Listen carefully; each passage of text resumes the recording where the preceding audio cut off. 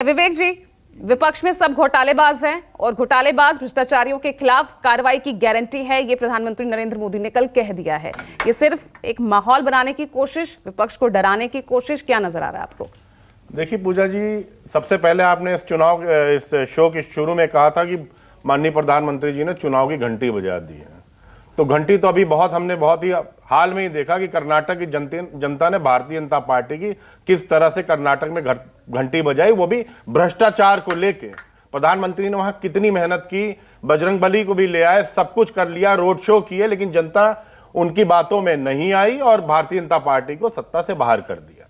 जहां तक चुनावी वादों की बात है, करप्शन की बात है, तो जहां कल प्रधानमंत्री भोपाल में खड़े होकर भाषण दे रहे थे तो उनके साथ जो मंच पे थे वो व्यापम घोटाले में खुद ही व्याप्त हैं। अभी आपने देखा मध्य प्रदेश में किस तरह से भगवान शिव के मंदिर में घोटाला हुआ, थोड़ा सा हवा चली और भगवान शिव की मूर्ति तक गिर गई। तो भारतीय जनता पार्टी तो भगवानों तक को नहीं छोड़ रही है भ्रष्टाचार में और अपोजिशन की बात करती है।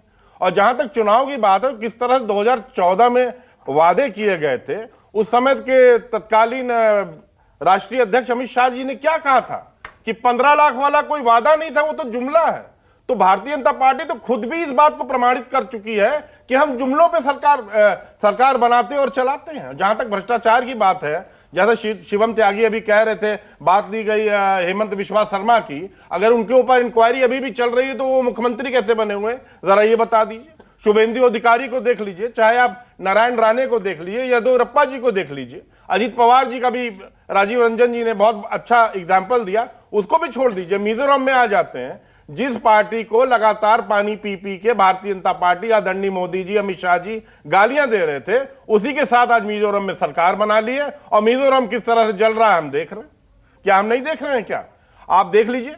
आप परिवारवाद की बात करते हैं तो कितना बड़ा परिवारवाद भारतीय जनता पार्टी में बड़े नेताओं में है, इसको कहने की जरूरत नहीं है। आप अमित शाह जी को देख लीजिए, आप राजनाथ जी को देख लीजिए, प्रेम कुमार धूमल जी को देख लीजिए, वेद प्रकाश गोयल जी को देख लीजिए, दीपेंद्र प्रधान को देख लीजिए, कैलाश विजयवर्गीय को देख लीजिए, गंगाधर फडणवीस को देख लीजिए, नारायण राणे को देख लीजिए, BS येदियुरप्पा को देख लीजिए। मैं कितने उदाहरण आपको दिखाएं।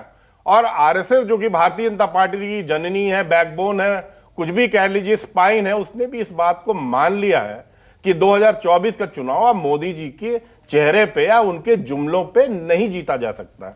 और यही बात की जो उनकी हताशा थी आदरणीय प्रधानमंत्री जी की, एकदम साफ साफ कल भोपाल के मंच से साफ नजर आ रही थी। जबकि प्रधानमंत्री जी खुद भी जानते हैं कि आने वाले जो 4 चुनाव है, राजस्थान, छत्तीसगढ़, मध्य प्रदेश और तेलंगाना, और 24 का जो चुनाव है, भारतीय जनता पार्टी का ग्राफ लगातार दिन ब दिन गिरता जा रहा है और 24 में भारतीय जनता पार्टी को सत्ता से बाहर होना तय है। आप देख लीजिए, महंगाई की बात करते थे, बहुत हुई महंगाई की मार। अब की बार भाजपा सरकार, मोदी सरकार, आज आप खुद ही दिखा रही हैं कि 120 से 140 रुपए टमाटर हिंदुस्तान में बिक रहा है। इससे पहले भी प्याज और लहसुन पे बात हुई थी तो हमारी फाइनेंस मिनिस्टर, वित्त मंत्री का जवाब यह था कि मैं तो प्याज और लहसुन नहीं खाती हैं। तो यह भी पूछ लेना चाहिए कि क्या जनता 140 रुपए, 150 रुपए किलो टमाटर अफोर्ड कर पाएगी, खा पाएगी? और भारतीय जनता पार्टी के प्रवक्ता नेता कहते हैं कि हिंदुस्तान में तो महंगाई है ही नहीं। अगर ये महंगाई नहीं है तो क्या है? इन्हीं मुद्दों पे, भ्रष्टाचार पे, अनएम्प्लॉयमेंट पे, महिला पे, शिक्षा पे, स्वास्थ्य पे, इन मुद्दों पे अब चुनाव होने जा रहा है। भारतीय जनता पार्टी के जुमले अब काम आने वाले नहीं है। ठीक है शिवम त्यागी, क्या वाकई लग रहा है कि जो जनता है आज वो जिन समस्याओं से वो घिरी हुई है, वो महंगाई से निजात पाना चाहती है, वो गरीबी से निजात पाना चाहती है, या फिर वो आज भी इन्हीं मुद्दों को लेकर, वो भ्रष्टाचार, परिवारवाद, विपक्षी एकता, इन्हीं मुद्दों को लेकर आज वो वोट करेगी? क्या लग रहा है? महंगाई दर 2013 में 10.79% थी। महंगाई दर आज के समय में 5.2% है, खुदरा महंगाई दर। और इनको आज महंगाई लगती है, 13 में नहीं लगती। और जहां तक बात आपने कहा, मैं फिर से वही कहता हूं, मुद्दे हैं, बिल्कुल हैं। जनता हर एक मुद्दे पर बात करेगी और जनता हर एक मुद्दे के आधार पर ही वोट करेगी। लेकिन ये मुद्दे हैं। अगर नेता भ्रष्टाचारी है, लॉ बनाने वाला ही भ्रष्टाचारी है, अगर सरकार चलाने वाला ही भ्रष्टाचारी है, अगर वो पहले ही जेल रहकर आ चुका है, अगर लालू जी कहीं ना कहीं सरकार बनाने की बात करते हैं, लोगों को एड्रेस करते हैं और वो खुद 5 केसेस में कन्विक्टेड हैं, तो जाहिर है फिर जनता को कैसे लाभ मिलेगा? अगर उनके पूरे परिवार पर लैंड फॉर जॉब में केसेस चल रहे हैं और हमारे समय के नहीं हैं, तो जाहिर है वो भ्रष्टाचारी है ना। जनता को कैसे तमाम चीजें पहुंचेगी? अगर राहुल गांधी जी पर 5,000 करोड़ के घोटाले में बेल पर वो है, तो इस बात को कोई चेंज नहीं कर सकता। और अंत में एक चीज और कहना चाहता हूं, जहां तक बात इन्होंने कहा कि भाई और भी तमाम मुद्दे हैं और भारतीय जनता पार्टी में भी परिवारवाद है, मैं फिर से वही कहना चाहता हूं, आप तो खास तौर पे एक जात की राजनीति करते हैं ना।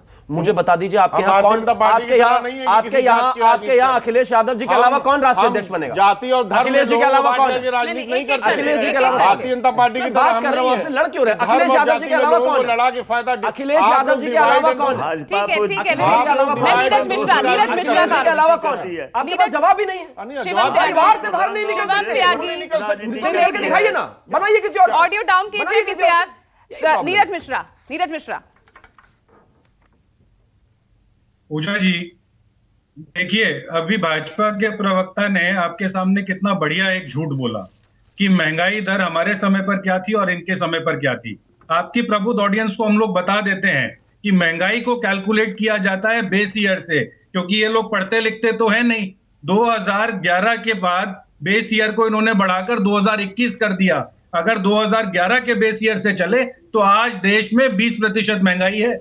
जो सामान पहले 100 रुपए का मिलता था वो 120 रुपए का मिलता है। और क्या खुदरा महंगाई दर की बात करते हैं आप? सीपीआई की बात करिए, उपभोक्ता को किस प्राइस पर क्या चीज मिलती है। पिछले महीने 100 रुपए में मिलने वाली चीज आज 105 रुपए की है, आपके सरकारी आंकड़े कहते हैं। और सबसे बड़ी बात पूजा जी, देखिए भ्रष्टाचार पर तो भाजपा ना ही बोले। इस देश के अंदर शहंशाह का 20,000 करोड़ का घोटाला, आज उसके ऊपर बात क्यों नहीं हो रही है? अमेज़न के ऊपर अमेरिका में फाइन लगता है कि उन्होंने एक बड़े ऑफिस को एक रिस्पांस में चित्ररंजन मिश्रा लेना चाहूंगी, वक्त की थोड़ी कमी है नीरज जी। चित्ररंजन मिश्रा, चित्ररंजन जी बताइए। नहीं देखिए पूजा जी, जितने भी भ्रष्टाचारी हैं भाजपा के यहाँ चले जाते हैं, वॉशिंग मशीन से धुलाकर वो जो सदाचारी बन जाते हैं। सच्चाई यह है कि जनता देख रही है कि देश के जितने भ्रष्टाचारी, बेभिचारी, अनाचारी, दुराचारी, बलात्कारी, सारे के सारे भाजपा में उनका संरक्षण स्थल बना हुआ है। वहीं पर उनको शरणागत शरण स्थल बना हुआ है। सारे वहां पर जयंत सिंह जी, इनके यहाँ पर भी कोई नहीं है, ये भी तो एक लिस्ट में है, उसी में टॉप नहीं, अरे मैंने कहा ना कि आप जो है सो इतनी साफ वही से झूठ आप एक काम करिए, आपके जितने भी नेता हैं सबके नेता को हटा दीजिए ना। जो भी बोल रहे हैं बाय डिफॉल्ट ही है। आप सारे नेताओं को देखिए मुद्दा ऐसा है जिस पर चर्चा आप सभी का बहुत बहुत शुक्रिया। आप सभी का बहुत बहुत शुक्रिया इस चर्चा में जुड़ने के लिए। लेकिन ये बहस आज 1 घंटे में तो खत्म होने नहीं वाली है, क्योंकि कल से ये शुरू हुई है और दूर तलक जाएगी, यानी 2024 का चुनाव। तब तक यही मुद्दे हावी रहेंगे और इन पर चर्चा जारी रहेगी। फिलहाल आज ब्रेकिंग विद एजेंडा में इतना ही, और देखते रहेगा बाकी खबरों के लिए न्यूज़ 24।